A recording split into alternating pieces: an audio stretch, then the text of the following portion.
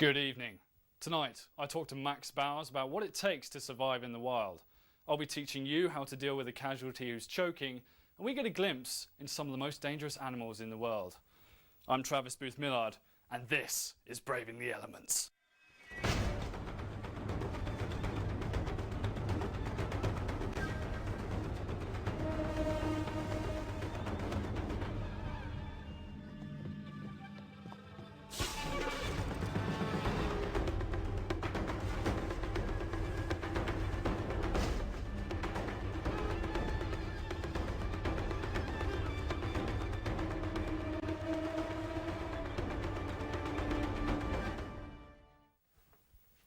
When you're stranded and alone in the wild, one of the things you've got to consider is how to tackle the dangerous creatures that could be lurking around every corner.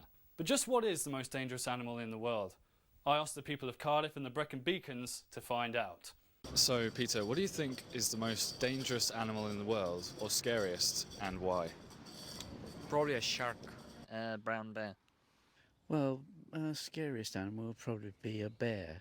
So if you were faced with just a shark and you had nothing on you, how would you defend yourself against the shark? I'll probably punch her in the eye. I think you sort of crouch down, pretend you're a rock or something, or a boulder, and just pray. I think they still eat you if you do that, even. Well, at least you're making your peace with God at the time, really. And Someone else we asked came up with a pretty good method of getting rid of bears. I'm a brown bear, just about to go for you both. Come at me, scare me away. 1, 2, 3. Good. Okay. Pretty terrifying stuff from those two. I know if I was a bear and faced that, I'd be confirming those rumours about bears in woods. And speaking of woods, I went to the New Forest with Max Bowers to get his take on what's important for survival. I'm with Max Bowers. He's been serving in the Army Cadet Force for 5 years now, and he recently got promoted to Sergeant. Congratulations. So what do you think is the most important tool to have in a survival situation in a wild landscape? Some peace of mind, I believe. So maintaining your morale, making sure you're not too bored, that kind of thing? Yeah, definitely. I mean, you can be the strongest guy in the world, but if you haven't got it up there, then it's not going to work. Absolutely. What's the most useful thing you've learnt in terms of survival skills and the real world in general? Fieldcraft, and that basically entails putting up a shelter, sorting out fires, and kind of the general things someone would assume, that it would take to survive in a landscape, really. I wanted to ask you, if a teenager came up to you and said, "Why should I join the ACF?" what would you say to him? I'd say you've got to be 100%. You've got to know what you're signing up for, you've got to know the difficulties and just take them on. And yeah, 100% commitment, that's the one, yeah. So you're a young, handsome lad with a decent looking uniform. Do you get a lot of attention from the girls? No comment, my friend. Ooh, are you involved with someone? A gentleman never kiss and tells. That's absolutely fair enough. The final question I want to ask you, Max, what do you think is the most dangerous and scary animal in the world, and why?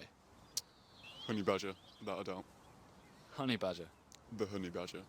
Could you tell us why? May have the most deceptive name in the world, but I believe I'm right in saying that it has the record for being the most fearless animal in the world. And I've read that with men, they tend to attack the genital area. Yeah, they do. Yeah, they definitely run after you though, because they've got balls, and they go for them as well. That they have. So, Yeah. well, it was very nice talking to you. No worries, mate. Thanks very much for your time. Thank you, mate. Back to the studio. Max Bowers there, giving us an insight into the importance of keeping a sound peace of mind when on an expedition. And this is arguably most important when one of your travelling companions suffers an injury. If somebody becomes a casualty out in the field, you need to focus and deal with that person before their condition worsens.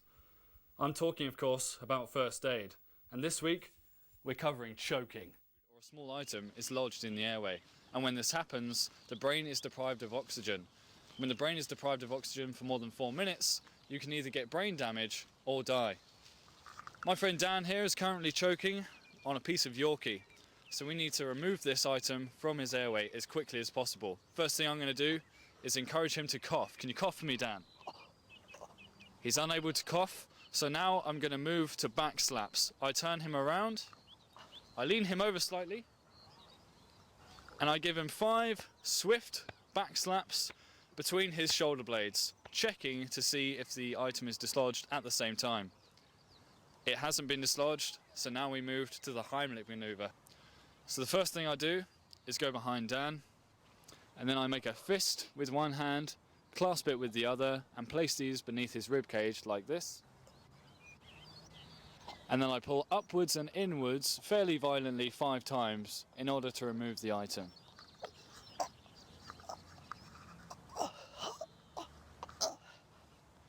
Unfortunately, that hasn't worked, so now what I do is move back to the 5 back slaps and then keep repeating the process from back slaps to Heimlich maneuver until we either dislodge the item or inevitably the casualty will fall unconscious.